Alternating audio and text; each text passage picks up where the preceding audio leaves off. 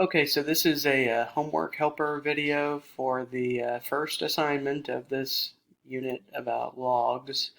I just want to do maybe one of one problem from each little section of problems here. I want to look at like maybe let's take a look at number 3. All right, to start. So I don't think you'd have a problem with number 1, even number 2. If you're okay with fractional exponents, then that's going to be okay. If not, you can kind of see what's happening there. 289 to the 1/2 power is 17. You'll notice that kind of what's happening there is that you take 289, the square root of that is 117. So that's what a fractional exponent does. Is it does the square root. If it's a half, it would do a cube root if it was 1/3. But let's look at number 3 since it's sort of an interesting one. That's got a negative exponent. So let's start that one, and I think the best way to start any of these is to go ahead and walk it around and make it look like a normal problem.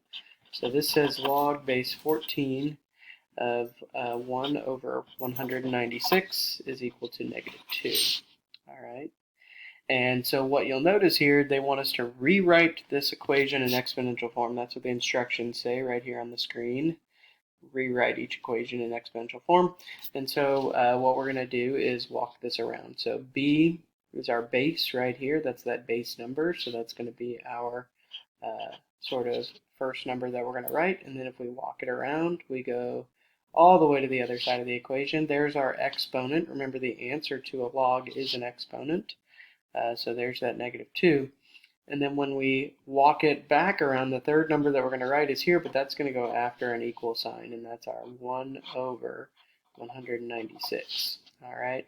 And what you'll notice is that this actually does make a true statement. 14 squared, 14 to the +2 is 196, but that negative exponent makes it the inverse, or puts it under that 196. So that's what we're looking at there. So that's number 3. Number 5, all right, this time they want us to walk it around the other way. All right, so this one, let me see if there's an interesting one. Yeah, let's do number 5. All right, so number 5, they've got the problem with a base of 64, an exponent of 1/2, and then they tell us that is equal to 8. All right, so again, you can see this this 1/2 exponent, that fractional exponent, what that actually does makes it a square root, right? But we don't really need to know that for this problem. What we just need to know is that we can identify what the base is. Okay, the base here is 64. All right, we can also identify what the exponent is. All right, the exponent is the 1/2. And then our answer, or our argument, all right, is 8. And so if I want to write that into log form, it's going to be log with a base of 64. And an argument, you can put that in parentheses. Don't absolutely have to, but it is good practice to get into, of 8. And then our exponent, which now is our answer, is going to be 1/2. All right, so this is log base 64 of 8 equals 1/2. All right, so there's our answer there. Okay, moving right along, the next section asks us to rewrite, and this time they're using some variables. I guess let's pick a fun one here. Let's do number 13 here. So let's do number 13. So number 13 says log with a base of the letter U of, or with an argument of the letter V, is equal to -16. And so they want us to rewrite this one into exponential form. We're going to walk it around. Remember, what we're really looking at here comes from the notes that we had last time. Okay, where the log, that base number here, is the same as the base number for the exponential equation. The exponent for the exponential equation comes from the answer of the log, and then the answer for the exponential comes from the argument, or that piece that is follows right after the base of the log. So we're going to use that same strategy here. So our base number is going to be the letter U.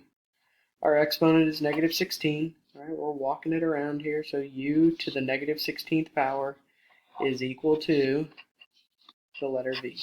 All right, so that's all we have to do there. Okay. Moving right along, let's take a look at the next section. It says to rewrite each equation into logarithmic form.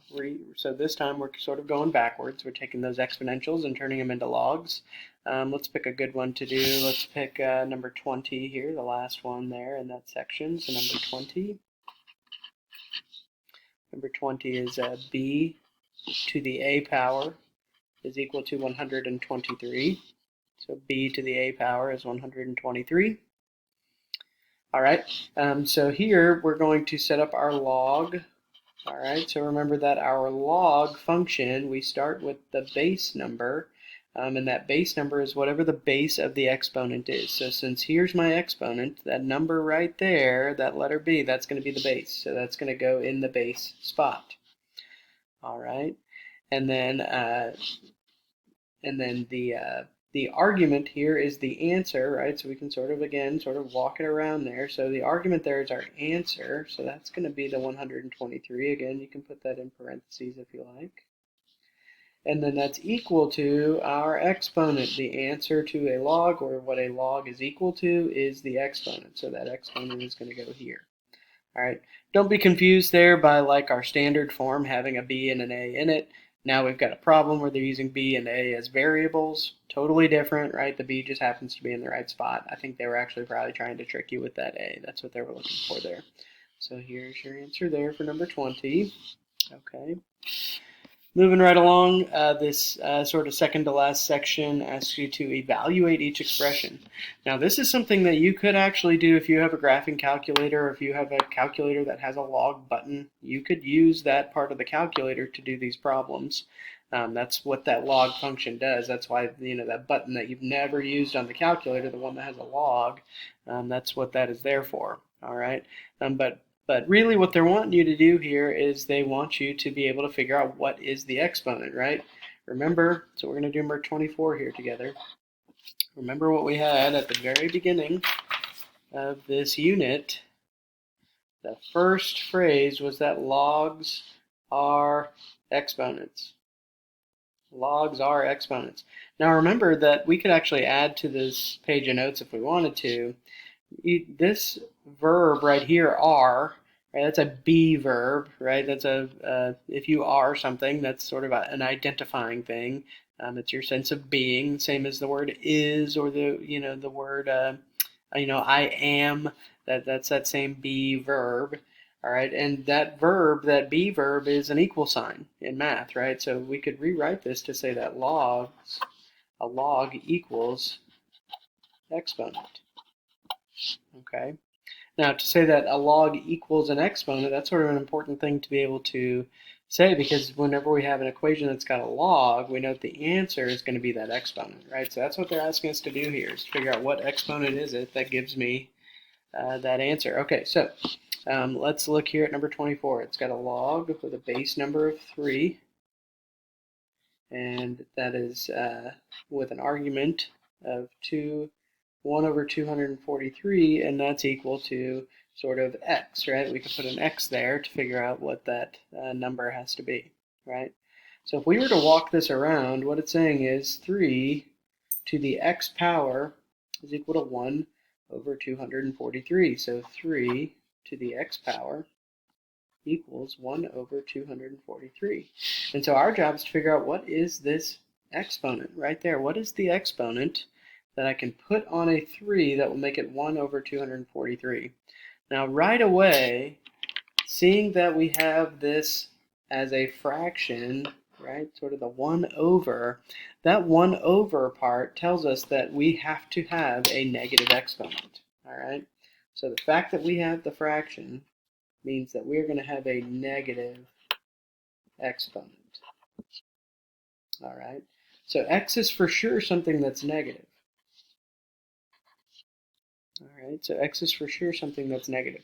Now what we have to figure out is sort of what number is it that when I multiply 3 that many times by itself gives me 243. The negative is going to take it under, but we still need the number for, so basically what we're looking for here is 3 to which power is going to give me 243. All right, so since 243 actually isn't that big of a number, especially when we're talking about exponents, we can just sort of like walk this one out, right? So 3 to the first power is 3. 3 to the second power is 9, right? That's 3 squared, 3 times 3. 3 to the third power is 81, because that would be sort of 9 times 3, or 3 times 3 times 3. That's going to be 81. Oops, sorry, not 81, 27. Sorry, I skipped ahead. 3 to the fourth power is 81. All right, so 9 times 9, or which is 3 times 3 times 3 times 3 is 81. All right, and then if I do 81 times 3, that is going to give me 243. So here we're seeing that number, so it's 3 5s, right? 3 times 3 times 3 times 3 times 3, that's what gives me the 243. So which negative number is it? It's got to be 5. So that will sort of come up here. All right, and so that's going to be our answer. It's going to be 3 to the negative 5 power. There we go. All right. Now the last set of problems here that we see, these are actually a little bit of sort of an identity problem. So what they're really asking us to do here is to really understand exactly what's happening when we're doing one of these log problems. All right, it looks really complicated, and I'll admit that there is a little bit of complication to it, but it really, once we write it out, once we sort of walk it around, we're able to see that these are actually pretty simple. So what I want to do is do number 12 or number 31 with you, the one with 12s in it. All right, so this will be number 31. All right, this will be the last problem for this session here. So it's going to be 12, all right, and then to the power of log base 12 of 144, okay.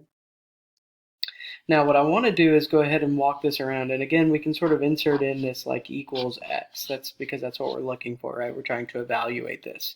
Now you could put this straight into a calculator and it'll spit out the answer for you if you've got your graphic calculator with you, or the Wabbit app, or whatever other advanced calculator that you've got. But we actually can just walk this one around just like normal. All right, so what we'll see is that this is, we can turn this into a log. So it's going to be log with a base of 12, right? This is our base number, so a base of 12, all right? And then we don't know what the argument is. We don't know what the answer is. That's our x, right? So, and then what we end up with on the other side, remember that the answer to a log is an exponent. And in this case, our exponent, that is our exponent, is a log. So we're going to put that entire thing here as sort of the answer, as the log.